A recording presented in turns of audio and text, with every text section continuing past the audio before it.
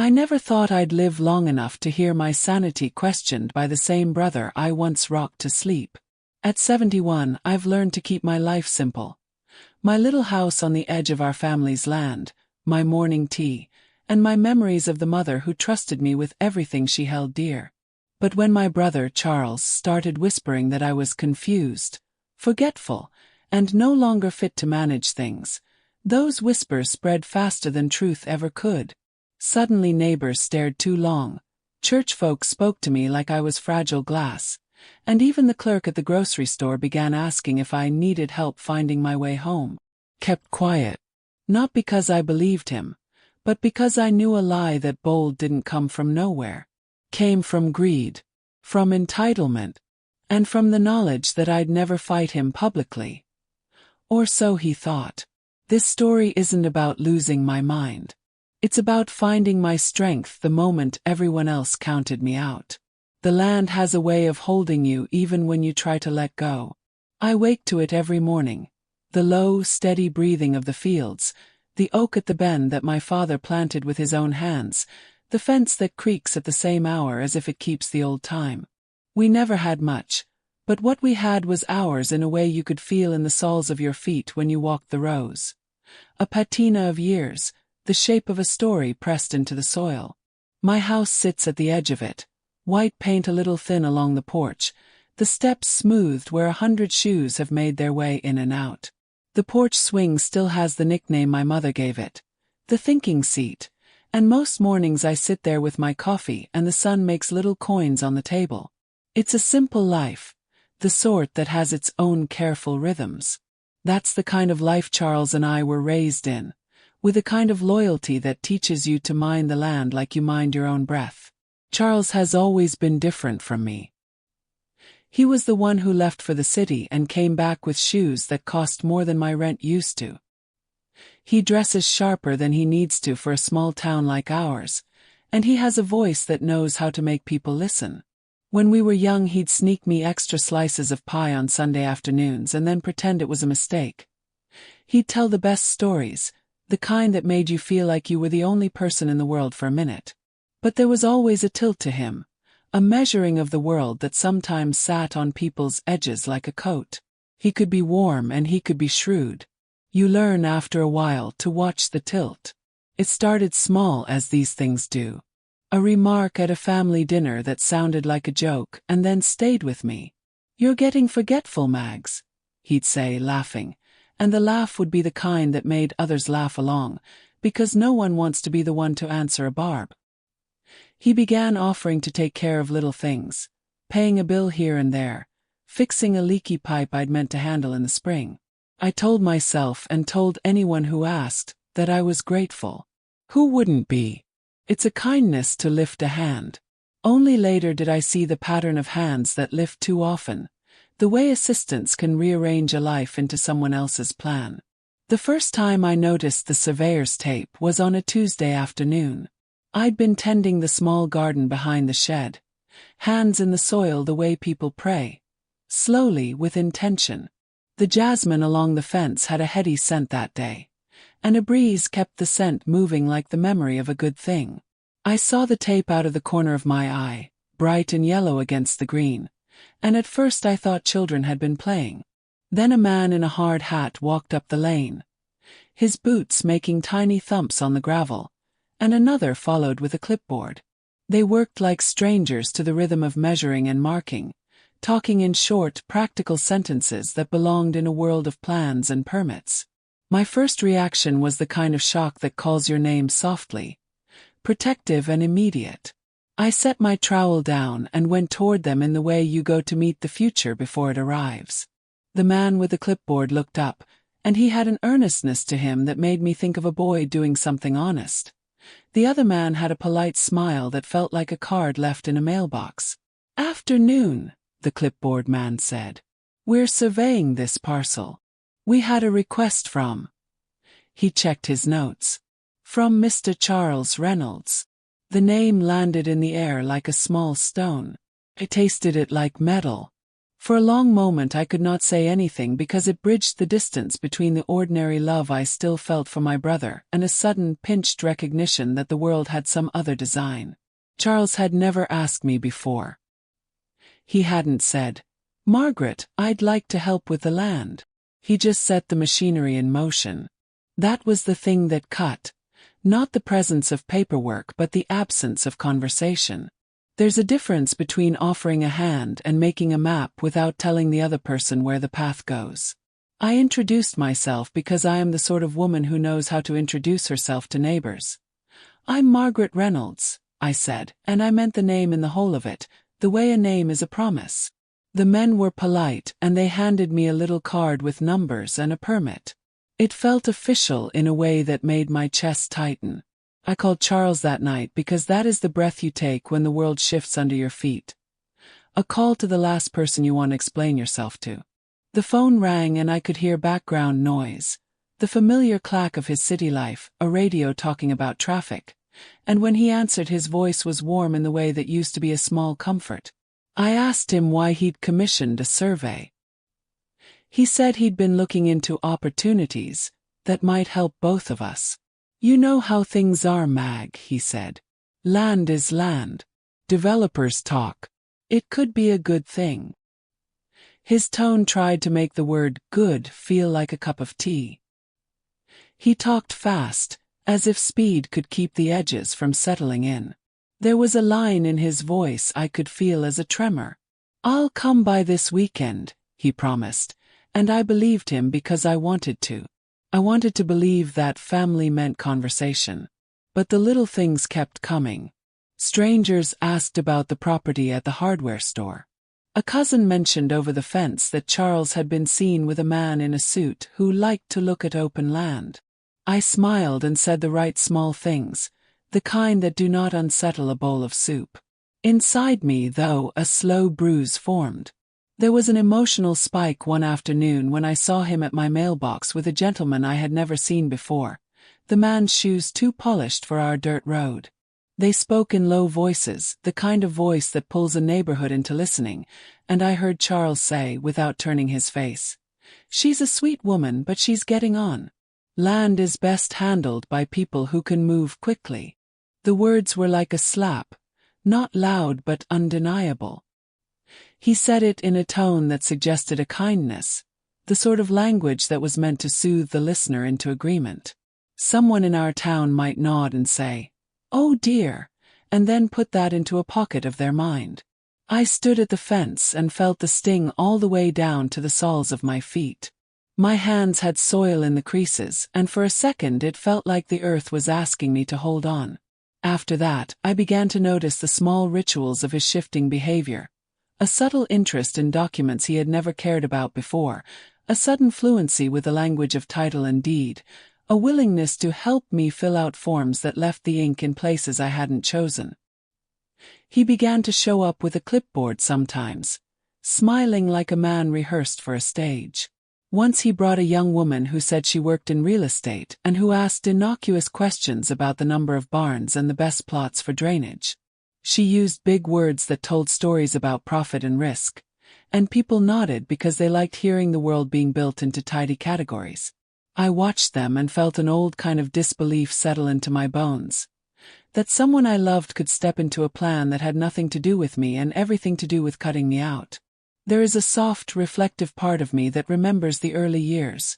Charles and I as children splitting a single piece of fruit under the pecan tree. His small face smeared with juice and proud to share with his sister. Those memories are a balm.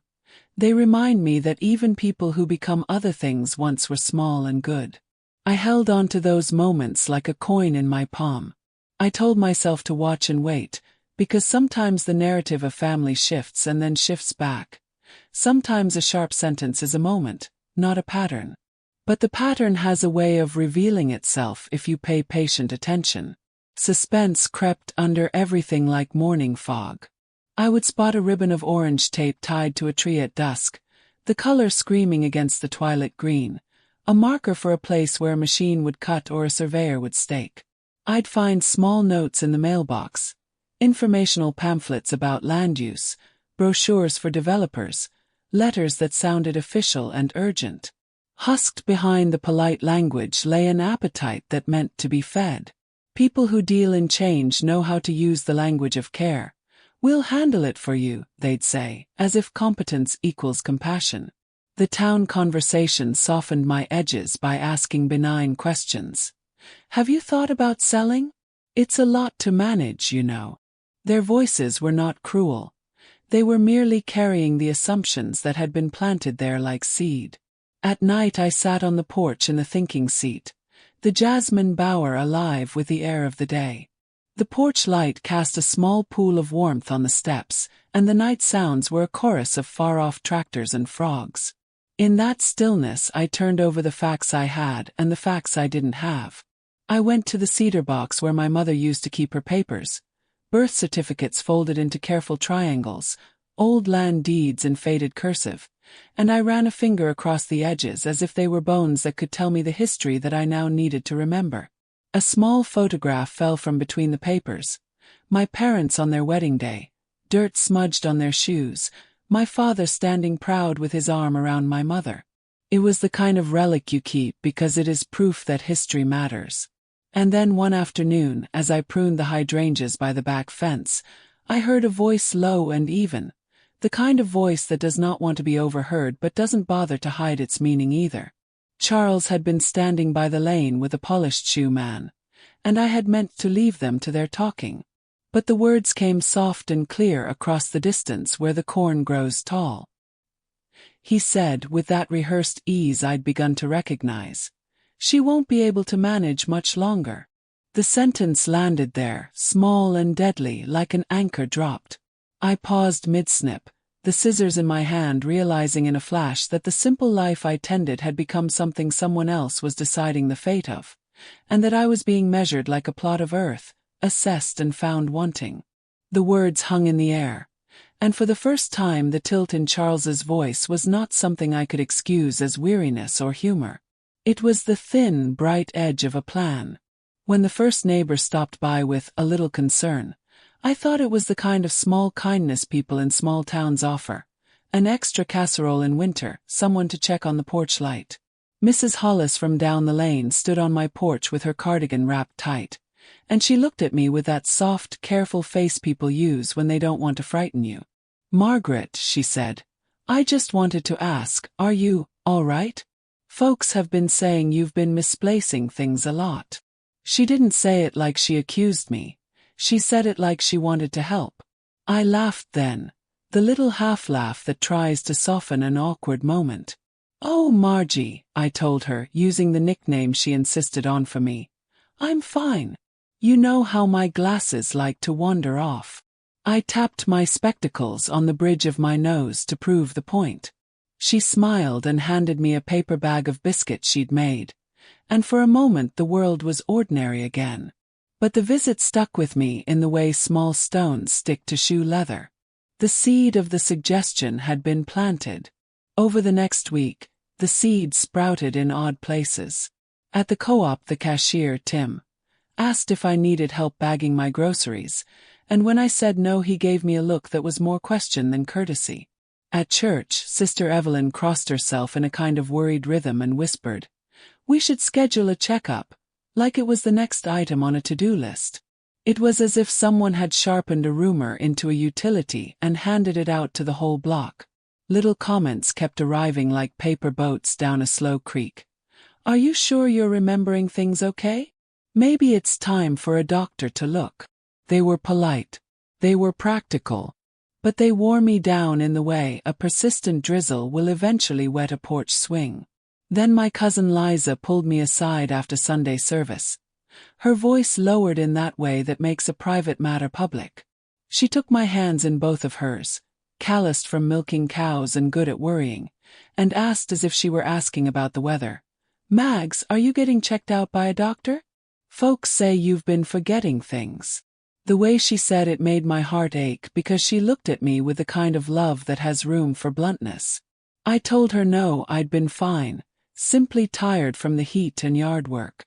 But underneath I felt a prickling worry, a tiny alarm sounding that maybe I needed to look up from the garden and see who was taking notes. Charles, of course, was handy with a laugh when I brought it up. He'd come around with a pie or a tool, and his shoulders were broad as always. His city voice folding into the creases of our small town like someone easing into an armchair. "Oh, Margie, you're mixing things up again," he said one afternoon as I told him about the visits. "You've been through a lot. Let me help you with a few things, clear the paperwork." His tone was light, the kind of tone that suggests he's sweeping the trouble away with a broom. He said it like a boy telling you left your glasses in the refrigerator. He had a smile that disarmed the room, and people took that smile as proof that everything was all right. There was a slow, rising anxiety in my chest that had nothing to do with the rumors themselves and everything to do with where they'd come from. I began to see the pattern. Stories started in corners where Charles had been talking, always spoken after he'd been seen with a new acquaintance or after he'd visited the town office. He was planting the seeds with a gardener's precision. Here a comment, there a small, casual anecdote, and then walking away watching the sprout. I used to tell myself I would handle it with words. We are taught to answer gossip with conversation. But when whispers build into a chorus, the world begins to believe the chorus faster than the one true voice that defends you.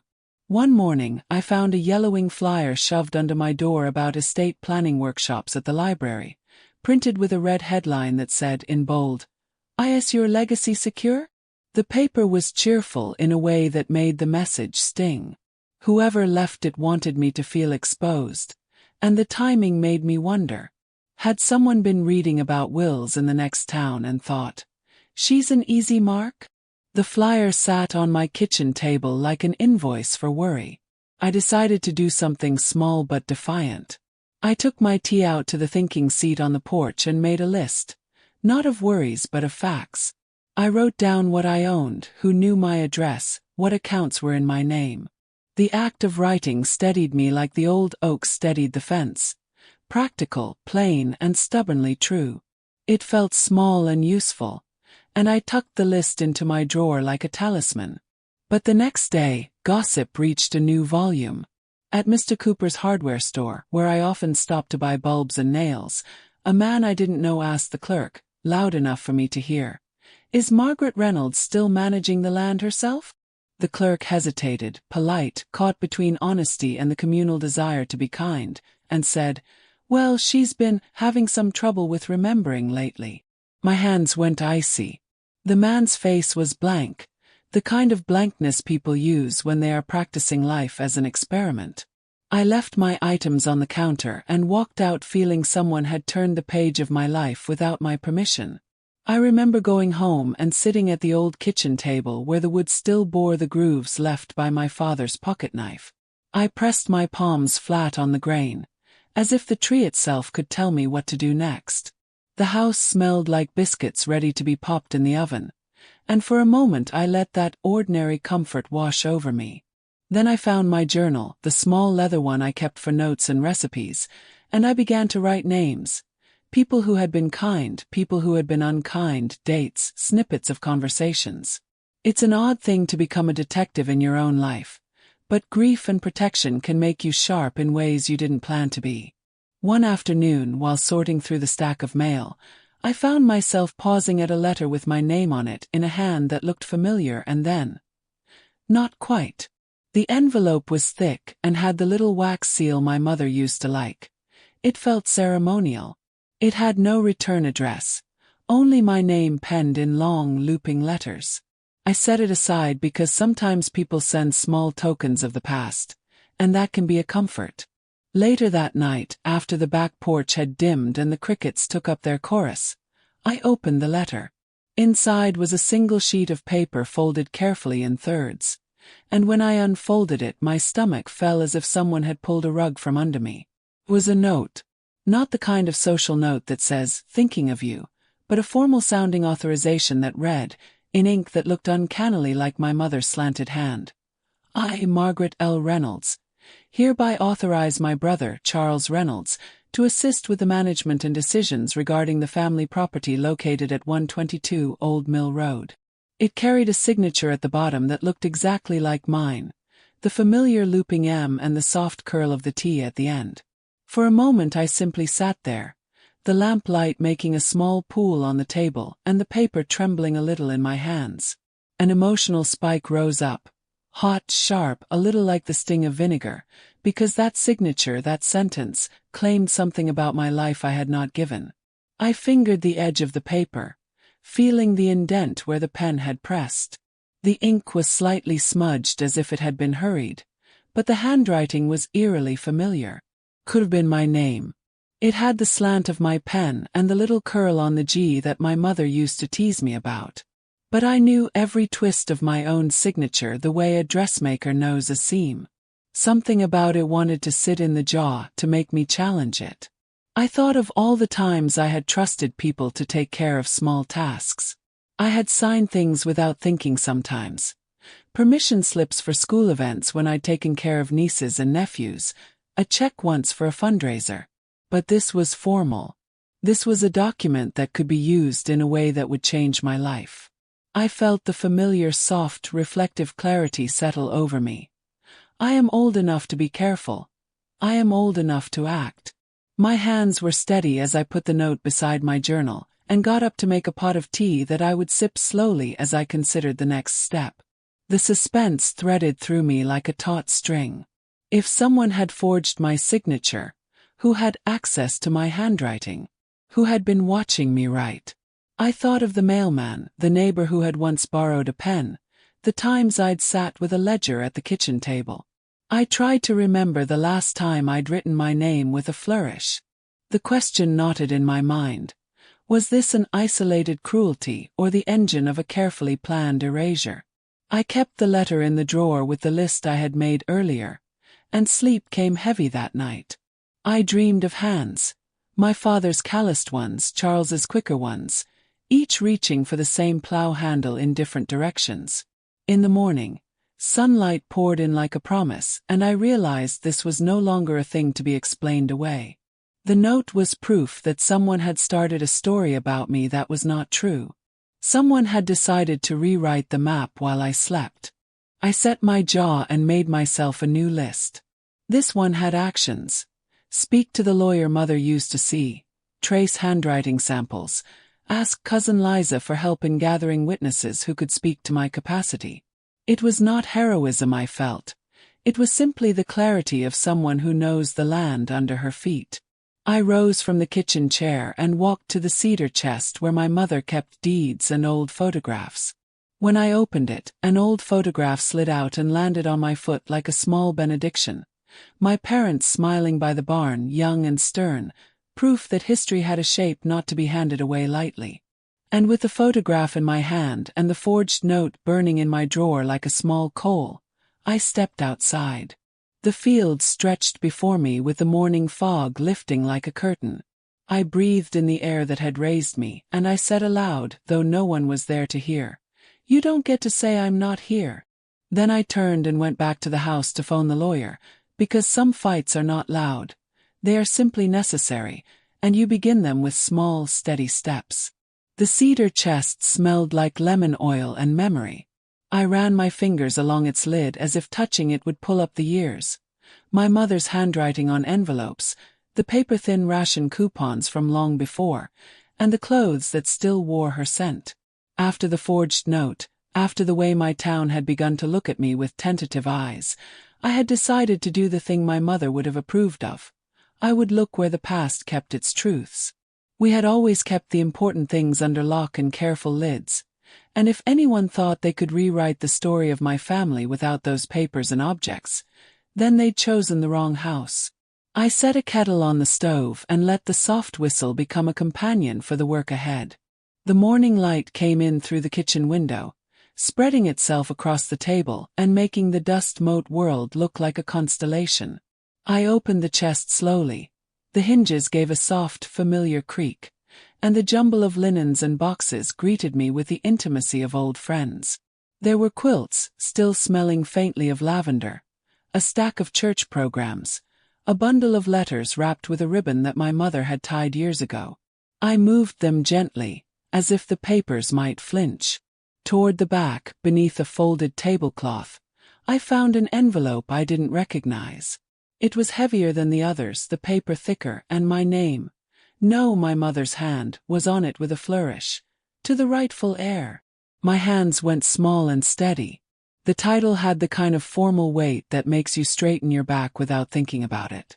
I had seen my mother sign papers for small things, school fundraisers, petitions at the post office, but never like this. It felt like a document meant to be read by someone who would have to keep a promise. I carried the envelope to the table and sat down. The kettle clicked off with a tired little sound and then was still.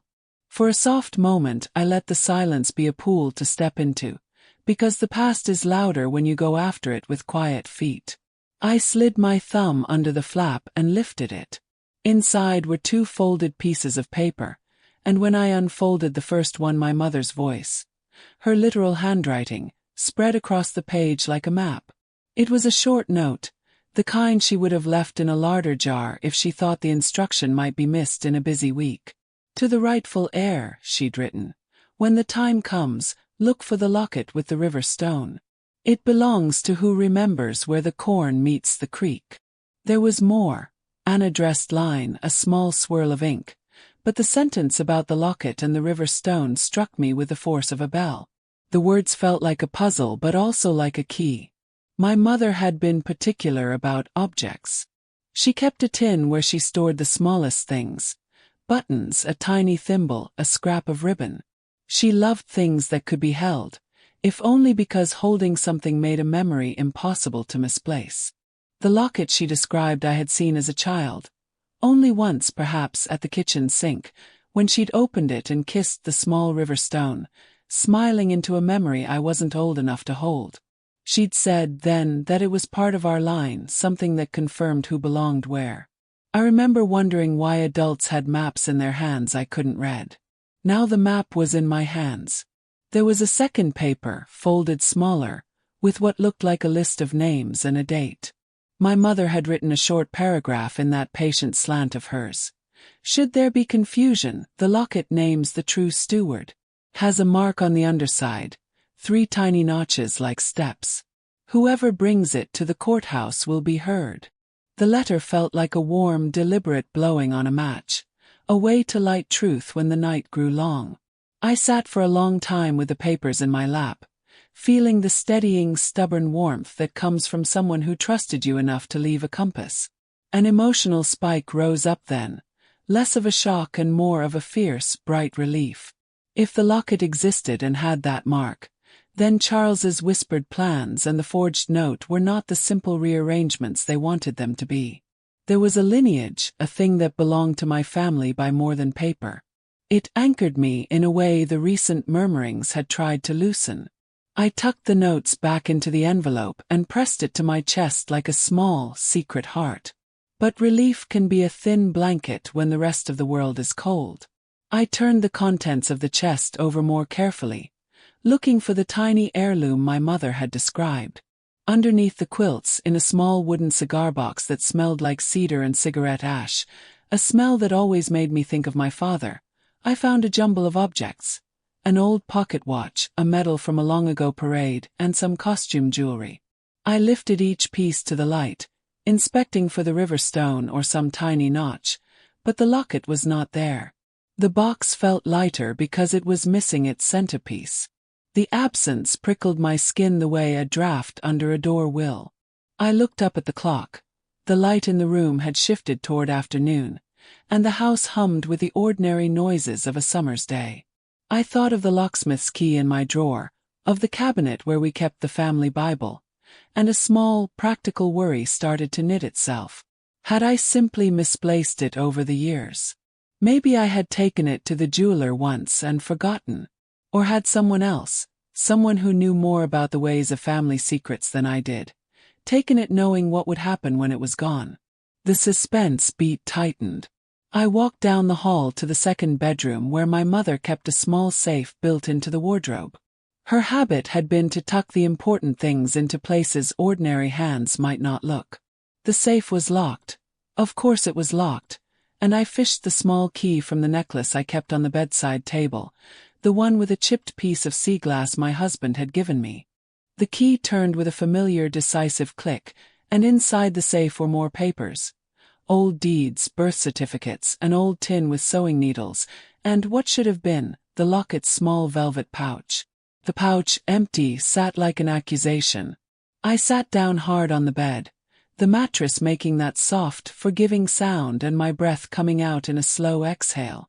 The image of the locket as a touchstone for our family's line felt suddenly fragile without its physical form. I ran my hand over the empty velvet and found the faint imprint where a stone might have rested, a slight darkness in the cloth where something had worn.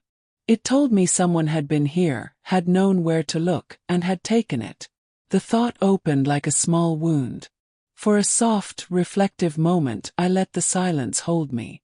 I thought of my mother polishing the locket on a Sunday, of the tiny song she hummed while she worked on a pie crust, and of the way she would say, "Keep what you love near, Margaret.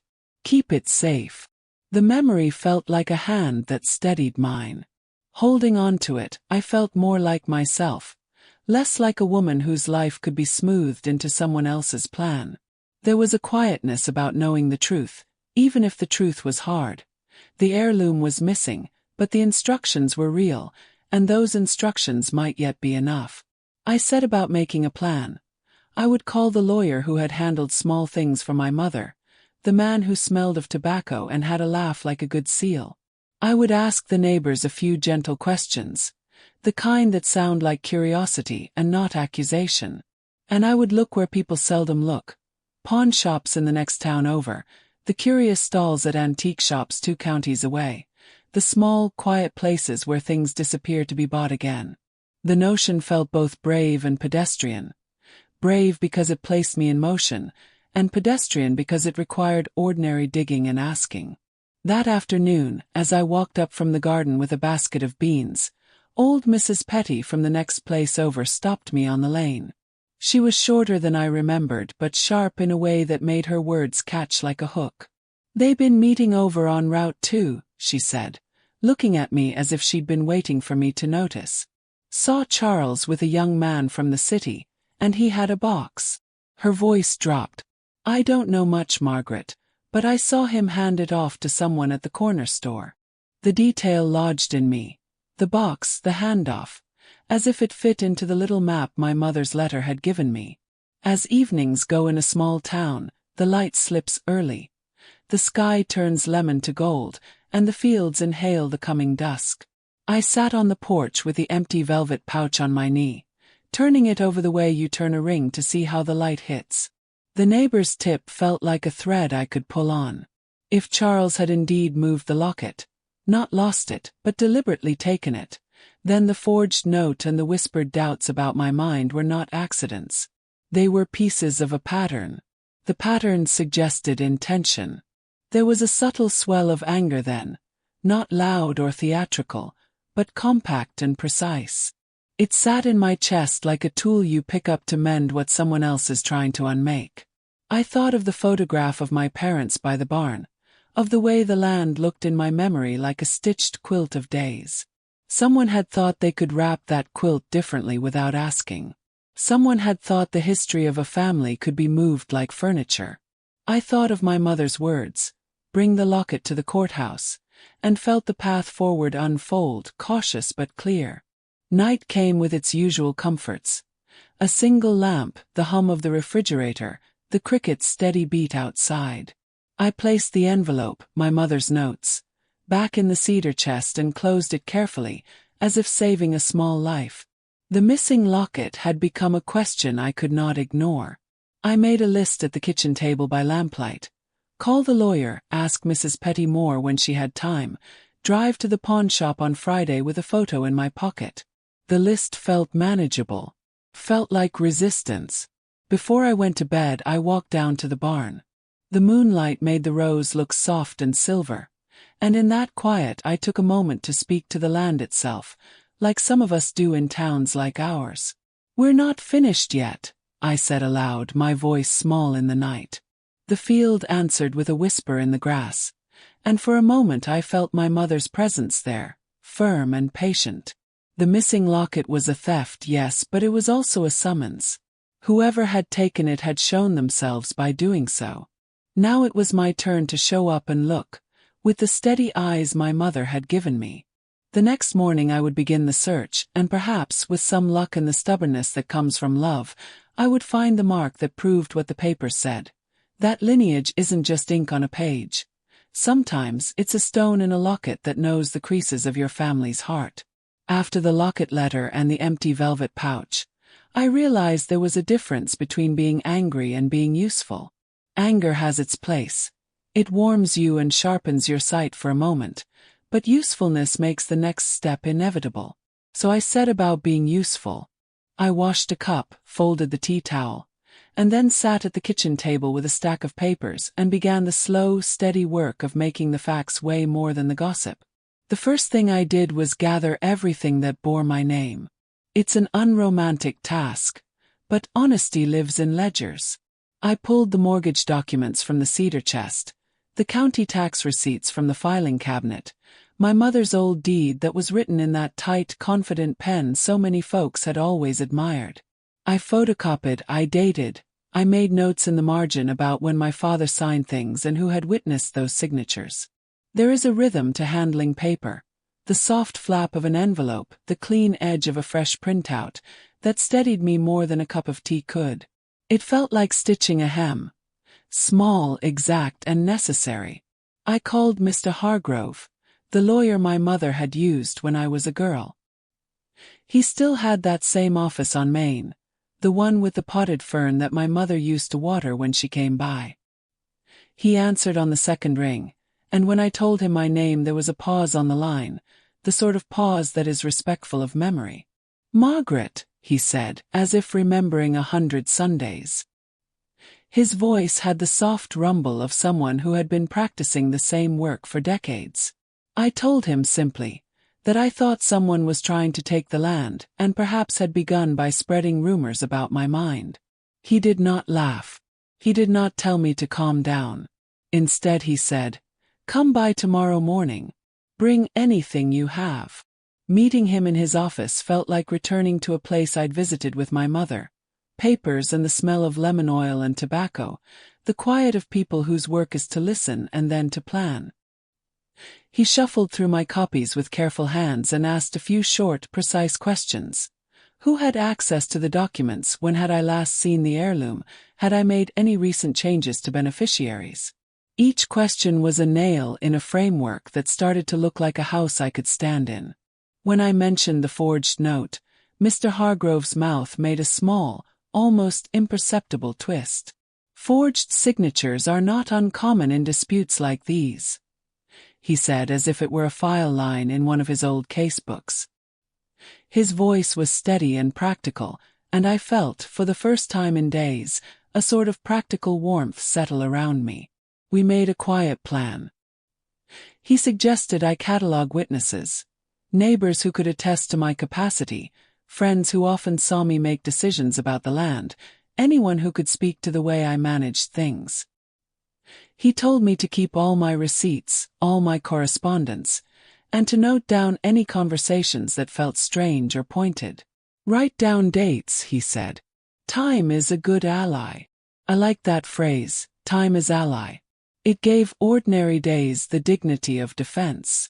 So I began to notice things in a new way. I wrote a short log every evening, not in a dramatic way but like a woman recording weather.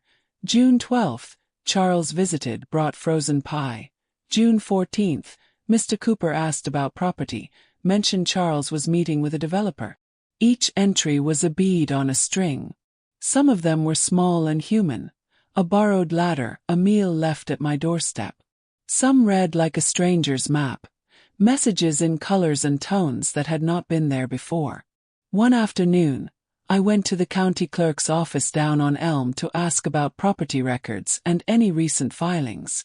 The clerk, a young woman named June who had once taken my order at the diner, looked up and gave me a half smile. She pulled a register and pointed to a scrawl. "Survey request filed, June 2nd, Charles Reynolds." "Has anything been recorded beyond that?" "Yes."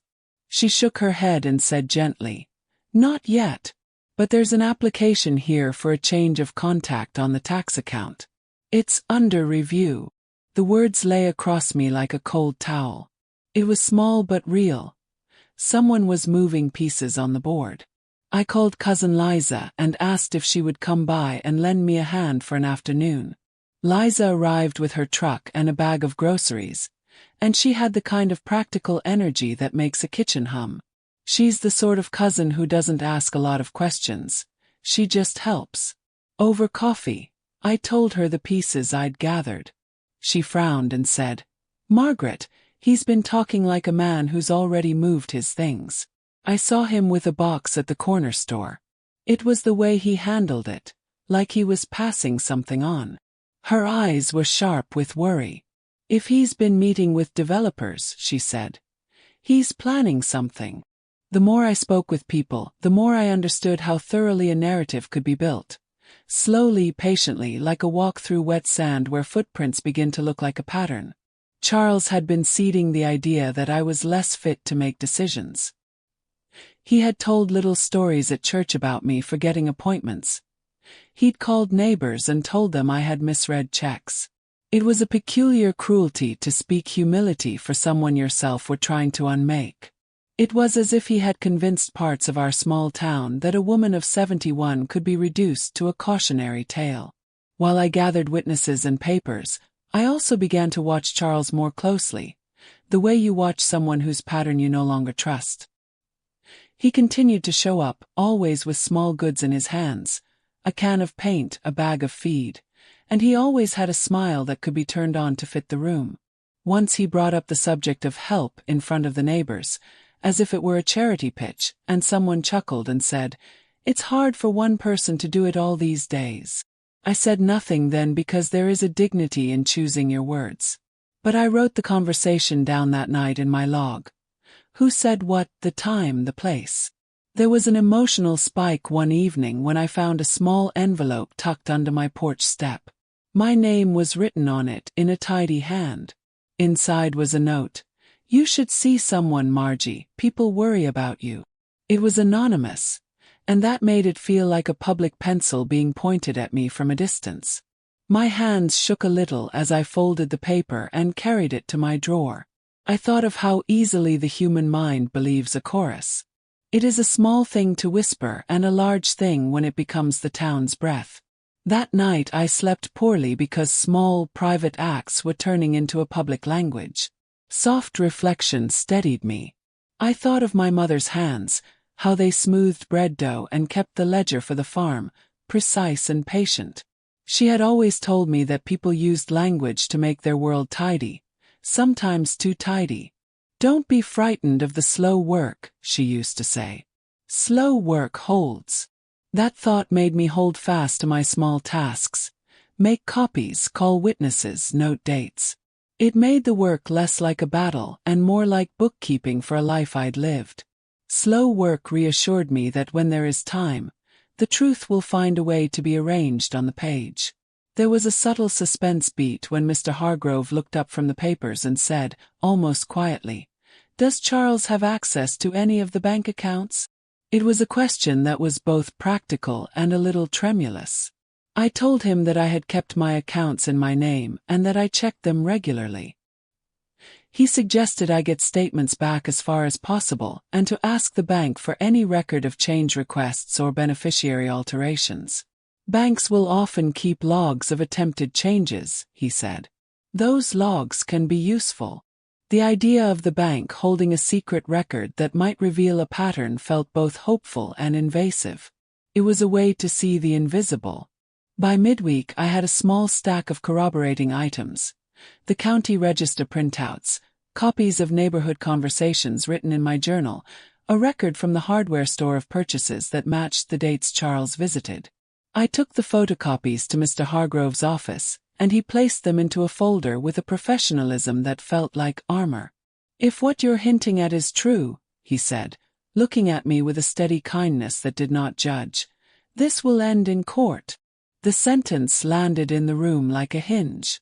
It was not a threat and it was not an assurance, just a factual turn.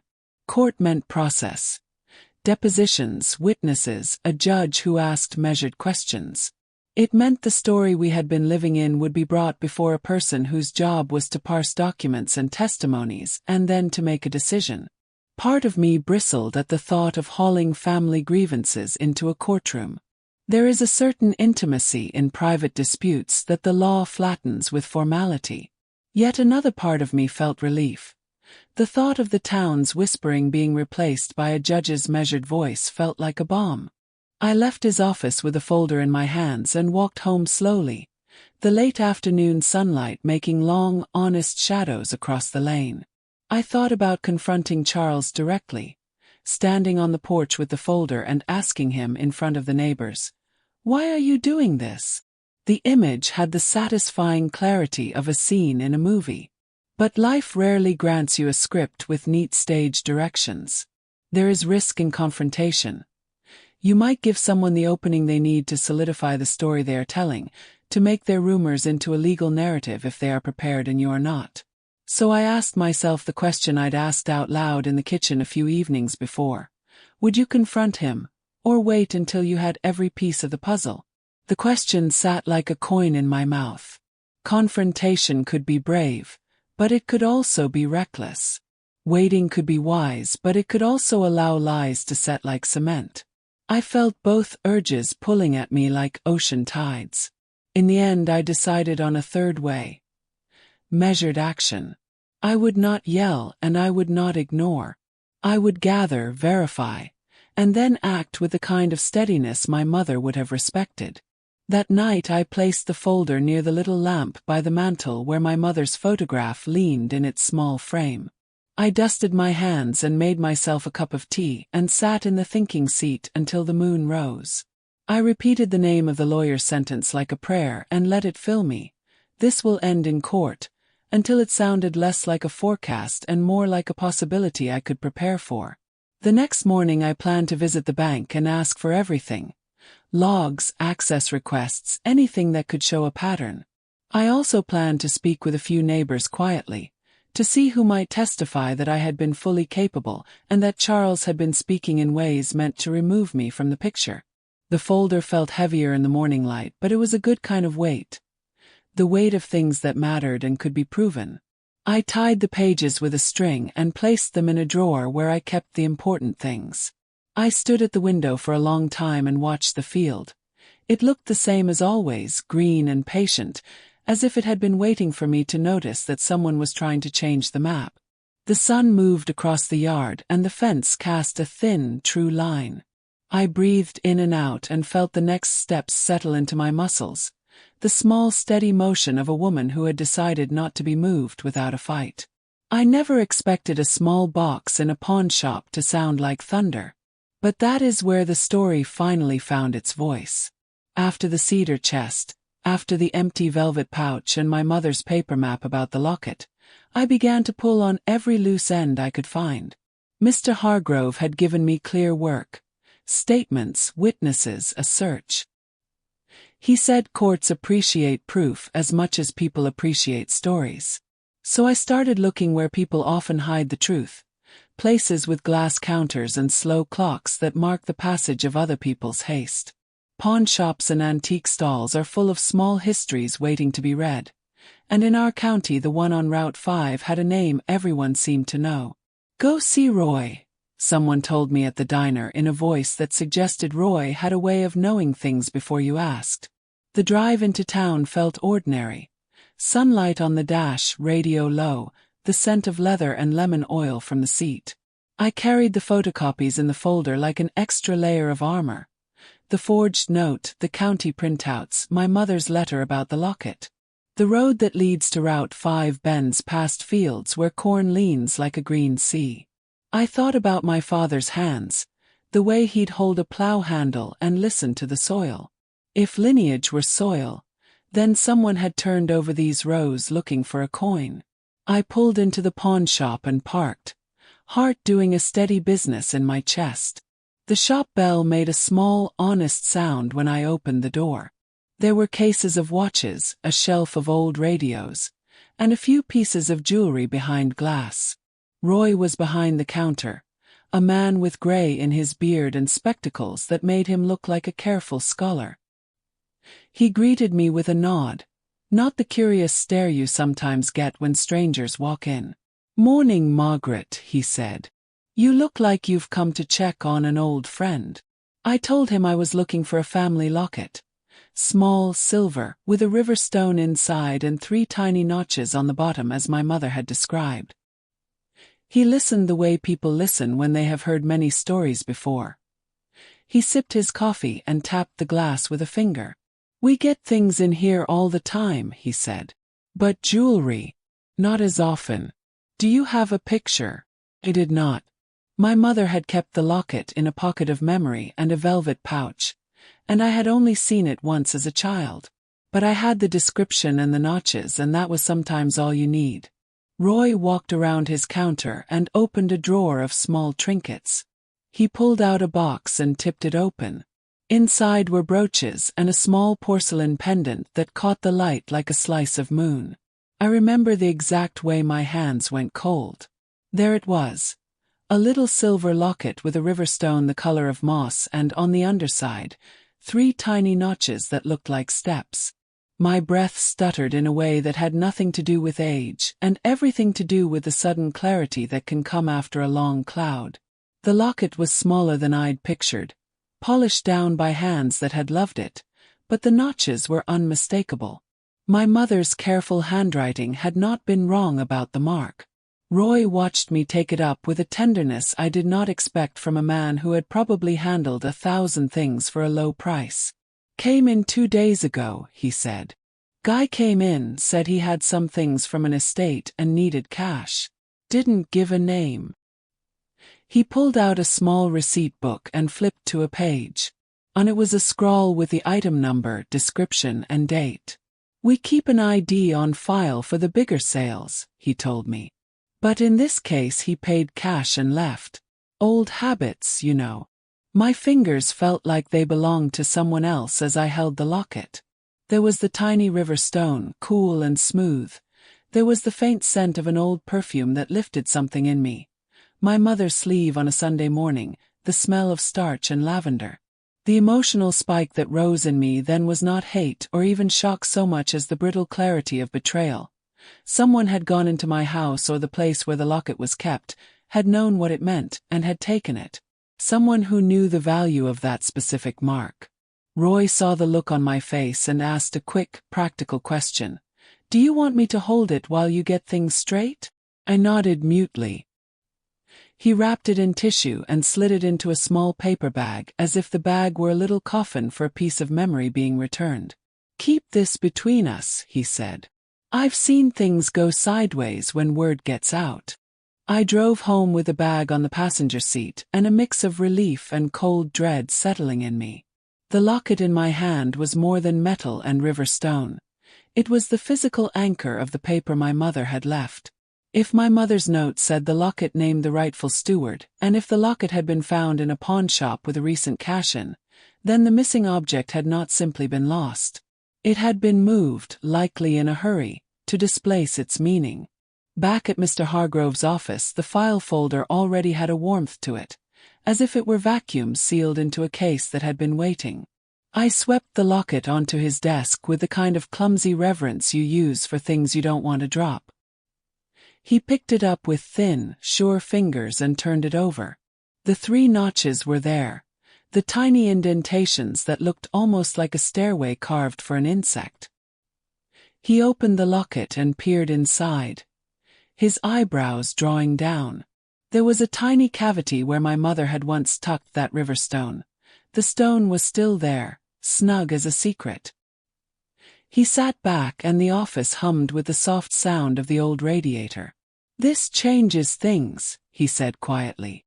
"Paper is often all the law needs, but physical items, objects tied closely to lineage by documentary instruction, become powerful evidence. If your mother's note is what it appears to be, and if this locket bears the mark she described, then this is direct, tangible proof that the rightful heir is not who your brother says it is." His voice carried the weight of someone who had turned a corner in a long case and found the light. We spent the afternoon tracing the locket's recent history. Roy had taken the pawnshop receipt down to the last detail. The date, the description, cash accepted. There was a serial number scribbled on the ticket. An internal code. It was not a name but a trail.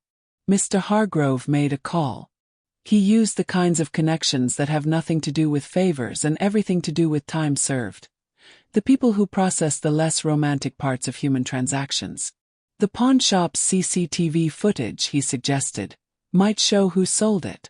Roy, bless him, said he'd dig the tapes out and play them if the camera still had the recorded date on file. I sat with a cup of coffee that went untouched as Mr. Hargrove dialed. The lawyer's voice was the same he reserves for negotiations, calm and patient, but there was a quickening in the room as if we were both listening for the first note of something important. Roy came back with a little receipt and then, 20 minutes later, with a murmur. There's a fellow on the tape. I can't make out his face. He had his cap low, but he moves like men who don't want to be seen. Watches his hands. Mr. Hargrove had someone running a better enhancement on the footage. The first frame was grainy. The second made out a jacket. The third, clearer, caught the side profile of a man who turned in a way that gave Mr. Hargrove a small, sharp look.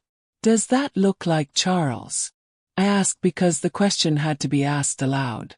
It is a strange, private thing to point at the person you loved and say, "Did you do this?" But I asked it. Mr. Hargrove adjusted the monitor, and in that flicker of image there was a jawline, a hat, a mannerism, a tilt of the head that my memory recognized like a familiar street.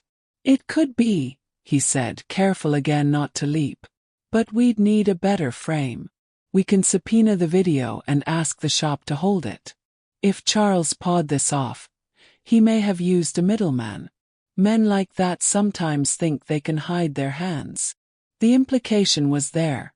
Whether Charles had traded the locket himself or handed it on to someone who would, the chain went back toward him. Mr. Hargrove called a tracer, a service that could extract higher-definition stills from the CCTV. They charged a bit, the kind of fee that makes practical tasks feel solemn. I paid because practical tasks are how you keep a story from being only rumor. The higher-definition images came back the next day. The man's face was clearer now. Strong brow, thin lips, a mole just above the ear. The line of his jaw matched the way Charles chewed the inside of his cheek when he was thinking. Beside the chair where the image played, I felt a small, hot thing. Sorrow mixed with something like ice. If it was Charles, then the person who had once sat with me on the porch swing and told stories of the city was the same one who had sold our family's proof of lineage for quick cash. He had not simply taken an object. He had tried to translate our history into currency. We moved from image to paper. Mr. Hargrove wrote letters, formal legal letters, to the developer Charles had been seen with, to the pawnshop, and to any entities that might have been part of the chain. Then, because the docket of human affairs often makes strange theater, a neighbor called. She'd seen Charles meeting with a developer in the diner, hands on the table, voice low. The developer had promised a payout if the property could be cleared, she'd overheard. It was a small phrase that stitched a great deal together. A payout conditional on clearing obstacles like a living heir who happens to be you. When Mr. Hargrove leaned forward and lowered his voice, the room seemed to shrink to the size of a matchbox. "If what you're hinting at is true," he said slowly, "this is enough to stop him and expose him." The words were not shouted. They were delivered like an instruction, like the click of a lock turning. They landed in me with the same careful, heavy truth as my mother's handwriting had. I felt a tremor then, not of fear but of the raw, steady hope that comes when a plan finally meets its proof. The locket was small and the trail was thin, but both had weight. The law likes weight. Town likes stories. Now we had evidence to carry the story where it needed to go. The courthouse smelled faintly of old wood and cleaner, an honest public smell that has nothing to do with the dramas played inside its rooms. I remember thinking that as I walked up the stone steps, the envelope from my mother folded into the pocket of my coat like a small, warm weight. I had slept poorly the night before, not from fear so much as from the small adrenaline that comes when you know a long, slow thing is finally going to be seen. I had my papers in a neat folder. The photocopies, the notes, the pawnshop receipt with Roy's careful handwriting, the photograph of the locket. It was absurd and beautiful how much reassurance you can get from a clean stack of papers. Inside the courtroom, people spoke in soft tones as if even the walls listened. There were familiar faces from the town. Neighbors who'd come to show quiet support. Mrs. Hollis from down the lane with her cardigan folded like a shawl across her shoulders. Cousin Liza with her practical smile. Mr. Hargrove sat beside me, his briefcase open and his manner calm in that way he always has, like a man who believes paperwork is a kind of prayer. Charles arrived late, as if time was a thing that had to be scheduled around other plans.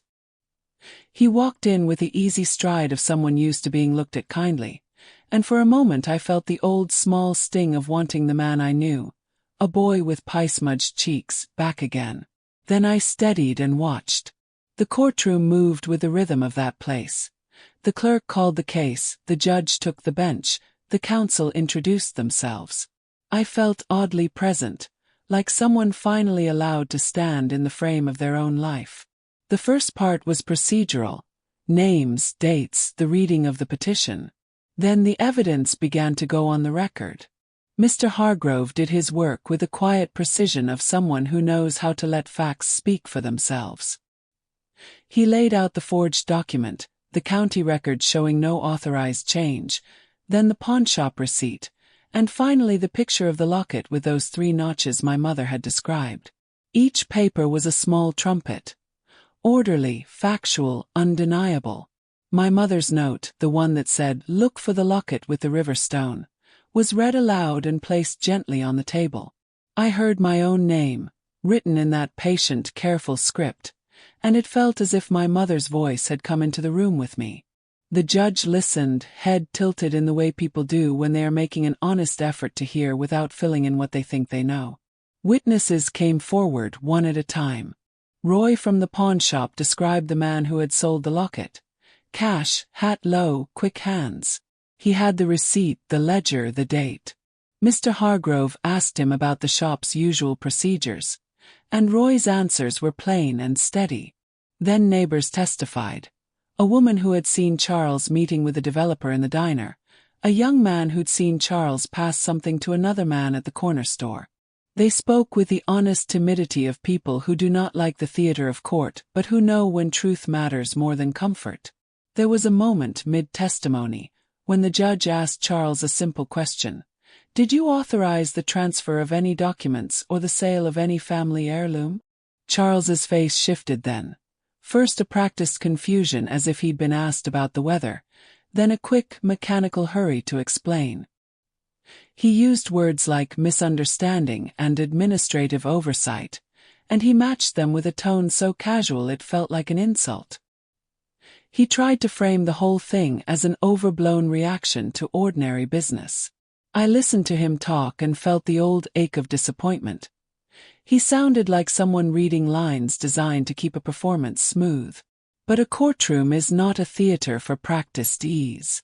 It is a place where actions meet consequence. The defense asked witnesses about my comportment, about whether I had been forgetful, about small habits that might be interpreted as declining. That was perhaps the cruelest part for me. Hearing my life reduced to behavior that could be mistaken for frailty. I sat very still while a few well-meaning acquaintances described small moments, a forgotten appointment, a misplaced set of keys. I did not deny those things. I have misplaced keys and missed an appointment now and again in my life.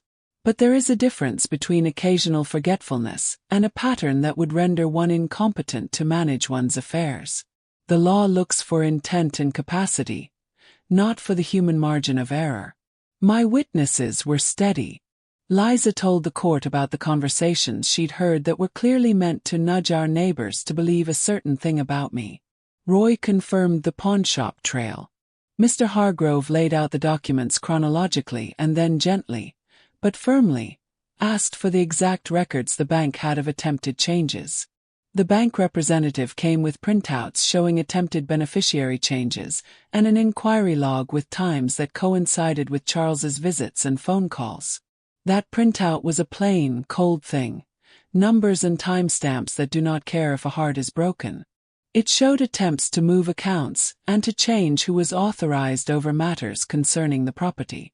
It spoke in a language of its own, evidence that someone had been busy making options for themselves. There was a particular hush when the judge called for the recording from the shop and had the still image shown on the screen. It was grainy the way time-stamped images tend to be, but the angle and the tilt of the head, someone who chews on the inside of his cheek when thinking, was a private habit I recognized. Mr. Hargrove did not need to point it out. My presence in the room and the sight of the image did that for him. Charles shifted in his seat as if someone had touched a bruise. He began to stammer explanations that had the flash and polish of things rehearsed in a rush. The judge, a woman with a voice that made even small remarks sound like measured bowls, leaned forward. She asked direct, small questions about the locket, about the bank logs, about the forged signature. There was a clarity to the way she spoke that felt almost parental, not in a scolding way but in a calibrated, practical way that implied, gently, that the law was there to disentangle lives from deception. When she spoke of the forged note, she used a word that sounded like a small, cutting thing. Fraud. The air in the room shifted. Fraud is not only a crime. It is, in a sense, a moral judgment. It means someone intended to deceive for advantage. Charles's attorney tried to push back, tried to frame the whole case as family dispute inflated by legal machinery. He called on the court's patience and spoke of intent as a fog. But the bank logs were not fog. The pawnshop receipt was not fog. The locket with its notches was not fog. Evidence has a stubbornness to it. The judge listened and then, with the kind of deliberation that makes rooms still, she dismissed the competency claim. Her words were simple. There was no sufficient evidence that Margaret Reynolds lacked capacity to manage her affairs. At the same time, she addressed Charles directly, careful, clear, and reprimanded him for the fraudulent document and for the attempts to alter financial arrangements without authority. The reprimand was a formal thing, a small but unmistakable rebuke that placed responsibility where it belonged. When the gavel sounded for the formal ruling, there was a noise in my chest I felt before when a tide turns, an upwelling of something like relief folded with sorrow. The decision granted legal protection. Measures that ensured my name remained primary on the deeds, a court order preventing Charles from making changes to accounts or handling transactions without my explicit consent, and the formal return of control to me. It was not the fireworks of triumph. It was the measured, administrative settling of things back into the place they had been stolen from. The judge's words were practical, and the law's language was precise. It felt like being given the map back after someone had tried to redraw it. Outside the courtroom, my neighbors offered nods and small embraces. Liza held my hand with that practical squeeze that means more than a flood of words. Roy waved from across the way, a hat tipped in a kind of modest salute. Charles stood for a moment like a man who had had a long day and was suddenly tired in a new way.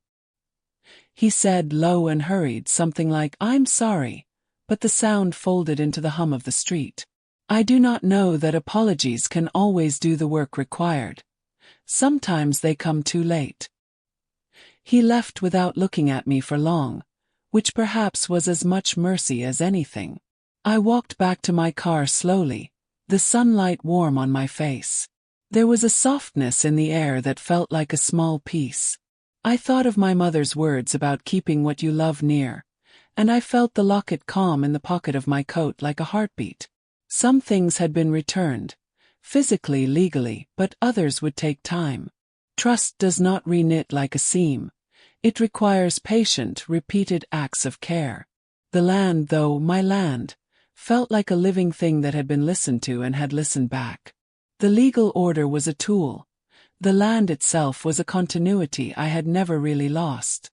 That evening, I walked the boundary of the field with my hands in the tall grass. The fence posts stood like old friends, and the oak at the bend threw its comfortable, familiar shade.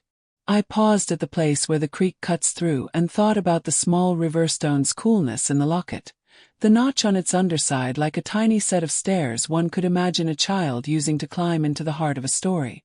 The town had watched and judged and whispered, and it had been heavy. But clarity had a way of being louder than any whisper in the end. Not because it shouted, but because it made the noise of falsehood fall away. Standing there, I felt a lightness that was not triumphal but simply honest. Relief that truth could be laid out, sorrow that a brother had chosen greed over kin, and gratitude that people like Roy and Mr. Hargrove and Cousin Liza and the neighbors had offered small acts of courage that became the scaffolding for justice. I felt the slow knitting of a heart learning how to hold open again. Funny how clarity feels louder than any lie. If this story touched you, leave a like and consider subscribing. You can also drop a single word in the comments. Maybe tell me where you're watching from or what time it is right now. Sometimes one word is enough to say you were here.